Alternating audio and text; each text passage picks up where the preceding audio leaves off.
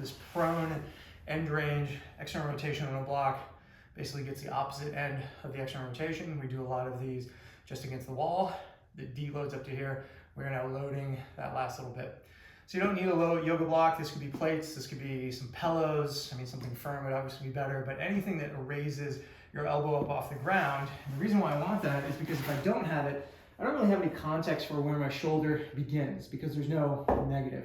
And really what it can turn into is just kind of like this weird pressing or elevation thing. Whereas if I have my hand like so, I have this deficit of this angle and it gives me a little cleaner stimulus to work with, where the first thing I'm trying to do is just get my hand up without moving anything else. So if you find yourself compensating a lot, you can even go weight free and just focus on nothing moves. This initial shoulder position gets my shoulder into the socket, and then from there, externally rotate. You might see this programmed as holds, hold. You might see this programmed as reps. You might see this programmed as tempo, right? It all ends up being about the same. As far as weight goes, a dab will do you. So don't grab a 20 here and think Herculean effort. You want to think a very good intent, concentrated effort. My abs are tight. I roll my shoulder back into the socket each and every rep. Elevate and back down.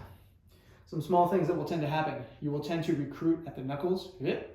Look, I got my height. This is not the same as if I were to slightly wrench on that grip a little bit and think of the target being the back of my wrist. Boom. Second thing is I want to avoid recruiting from the bicep. And that may not sound like anything, but it is the most critical thing here in terms of like actually isolating this movement, is I don't want this to come towards me. This is me and just my bicep, just lifting this up. So again, with my block, 90 degrees, get my shoulder set and try and just elevate the back of my wrist to the ceiling. Boom, hold, hold, or whatever your rep counts might be. And I recommend doing that reset in between each one because it will truly help you isolate what's going on with that shoulder. If you do not feel cooked on the back of the shoulder, rewatch this, use lighter weight, try and dial in those small intent pieces, get a little bit better there, and that will be the complete external rotation stimulus for good, strong shoulders.